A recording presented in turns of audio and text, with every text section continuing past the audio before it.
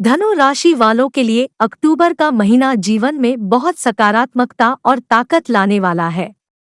आपको यह सुनिश्चित करना चाहिए कि आप अपने व्यक्तिगत और व्यावसायिक जीवन को बेहतर बनाने के लिए अच्छे संसाधनों का उपयोग कर रहे हैं। यदि आप चूक जाएंगे, तो इसका लंबे समय में विनाशकारी प्रभाव पड़ेगा।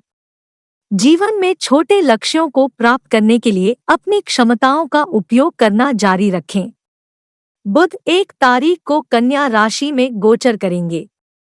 अभी जरूरत से ज्यादा जिम्मेदारियां लेने से बचें और जब आवश्यक हो तो ना कहना सीखें। अपने प्रियजनों से अपनी आवश्यकताओं को बताना और स्वस्थ संतुलन बनाए रखने में उनका समर्थन प्राप्त करना भी आवश्यक है। याद रखें, अपने लिए समय निकालना स्वार्थी होना नहीं है, बल्कि आपकी भलाई के लिए आवश्यक है। यह लंबे समय में फायदेमंद साबित हो सकता है। शुक्र 2 अक्टूबर 2023 को सिंह राशि में प्रवेश करेंगे। इस गोचर काल में अपनी प्राथमिकताओं के बारे में फिर से सोचना और उचित विकल्प बनाना आपको संतुलन हासिल करने में मदद करेगा। यह याद रखना महत्वपूर्ण है कि जीवन एक निरंतर सीखने की प्रक्रिया है और हम सभी उतार चढ़ाव का सामना करते हैं। अपने रास्ते में आने वाले अनुभवों को गले लगाएं, क्योंकि वे आपके व्यक्तिगत विकास में योगदान करते हैं। यह एकमात्र तरीका है जिसके द्वारा आप जीवन में सभी बाधाओं से लड़ सकते हैं और विजयी हो सकते हैं। मंगल 3 तारीख को तुला राशि में गोचर कर रहे हैं। इसके प्रभाव से आप अपने करियर, वित्त और प्यार के साथ अपने व्यक्तिगत जीवन को संतुलित करने में विभिन्न चुनौतियों का सामना करेंगे। ऐसा समय भी होगा जब आपका काम आपके विचारों को और आपके रिश्तों को प्रभावित कर सकता है। आशावादी होने की कोशिश करें और टाइम मैनेजमेंट करने का प्रयास करें। एक बार जब आप अपनी प्राथमिकताओं को व्यवस्थित करना शुरू कर देंगे, तो आप देखेंगे कि सब कुछ बेहतर रूप से बदल जाएगा। सूर्य इस माह 18 अक्टूबर 2023 को तुला राशि में प्रवेश कर रहे हैं। इस दौरान जीवन थोड़ा तनावपूर्ण हो सकता है, लेकिन आपके लिए सकारात्मक दृष्टिकोण बनाए रखना आवश्यक है। सुनिश्चित करें कि आप आशावादी लोगों के साथ बातचीत करते हैं और अपने जीवन में आशीर्वाद के लिए ईश्वर को धन्यवाद देते हैं। उन विचारों में शामिल होने के लिए पूरे दिन का ब्रेक लें जो आपको रचनात्मक बनाते हैं और आपको आराम करने में मदद करते हैं। नियमित व्यायाम, ध्यान या प्रकृति में समय बिताना भी तनाव को कम करने में फायदेमंद हो सकता है। बुध 19 अक्टूबर 2023 को तुला राशि में प्रवेश करेंगे और आपको इस समय का उपयोग अपने लिए करना चाहिए।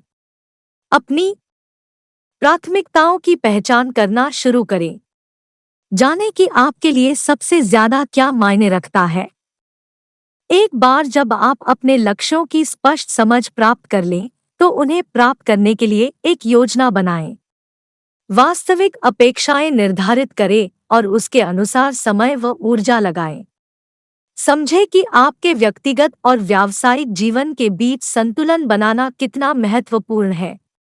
इसके अलावा काम, विश्राम और प्रियजनों के साथ क्वालिटी टाइम बिताने के लिए भी विशेष समय निकालें।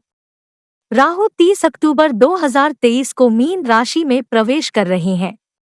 याद रखें, जरूरत पड़ने पर मदद मांगना ठीक है, चाहे वह दोस्तों से हो, परिवार से या विशेषज्ञों से।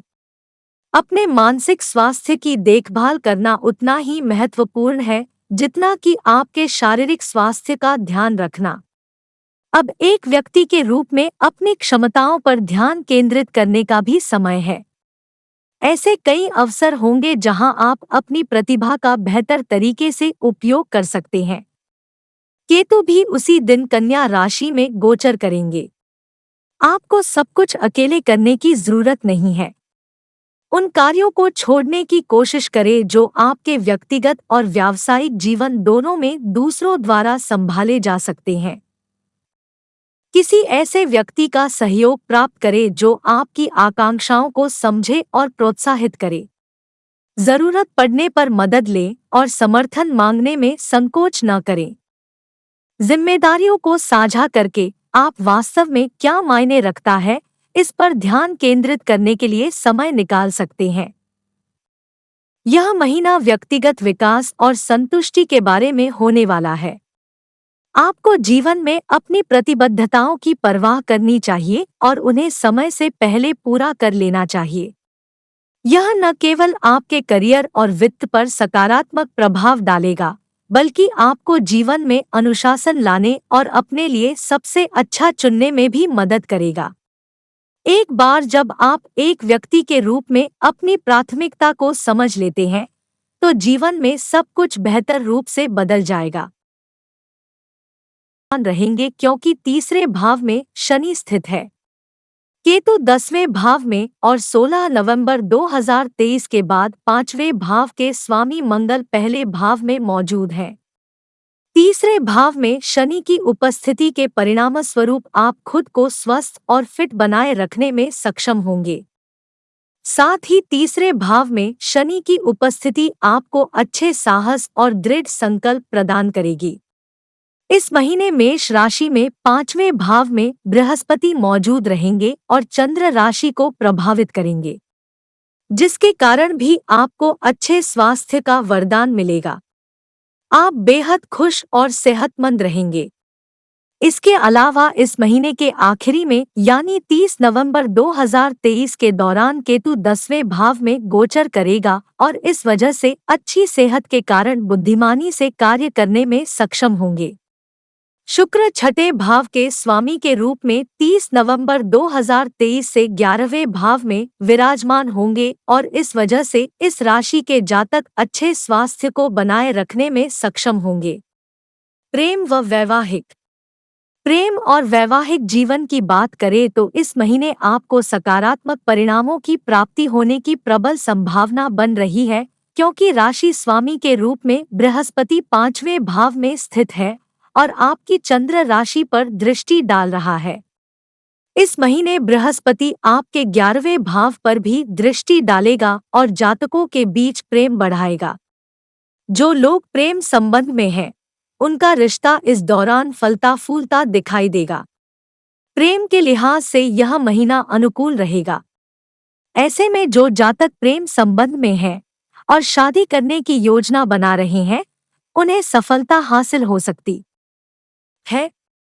5वें भाव के स्वामी के रूप में मंगल इस महीने 16 नवंबर 2023 से पहले भाव में बैठे हैं। प्यार में सफलता मिल सकती है।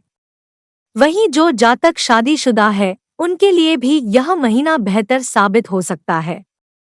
प्रेम का कारक ग्रह शुक्र इस महीने के दौरान 11वें घर में विराजमान है, जो प्रेम और वैवाहिक जीवन में फलदायी परिणाम देगा। आपको विदेश से शादी का प्रस्ताव मिल सकता है और आप वैवाहिक जीवन में सेटल हो सकते हैं। पारिवारिक जीवन के लिहाज से देखा जाए तो इस महीने आपको ज्यादातर सकारात्मक परिणाम देखने को मिलेंगे, क्योंकि शुभ ग्रह बृहस्पति 5वें भाव में स्थित है और चंद्र राशि पर दृष्टि डाल रहा है। बृहस्पति चौथे भाव का स्वामी भी है। इसके कारण आपके परिवार का वातावरण शांतिपूर्ण रहेगा। परिवार के सदस्यों के बीच बेहतर आपसी समझ विकसित होगी। साथ ही घर परिवार में शुभ अवसर भी हो सकते हैं। 5वें भाव में बृहस्पति के कारण परिवार में सकारात्मक माहौल का निर्माण होगा। ऐसे में आप अपने परिवारजनों के साथ खुशनुमा पल साझा करेंगे। अगर परिवार में कोई संपत्ति संबंधी विवाद चल रहा है, तो फैसला आपके पक्ष में हो सकता है, क्योंकि चौथे भाव का स्वामी 5वें भाव में बैठे हैं और ऐसे में आप परिवार के लिए बचत भी कर सकेंगे। उपाय: गुरुवार के दिन निर्धन लोगों को भोजन दान करें। प्रतिदिन 108 बार गुरुवे नमः का जाप करें। मंगलवार के दिन राहु ग्रह के लिए हवन यज्ञ करें। यह राशिफल आपकी चंद्र राशि पर आधारित है।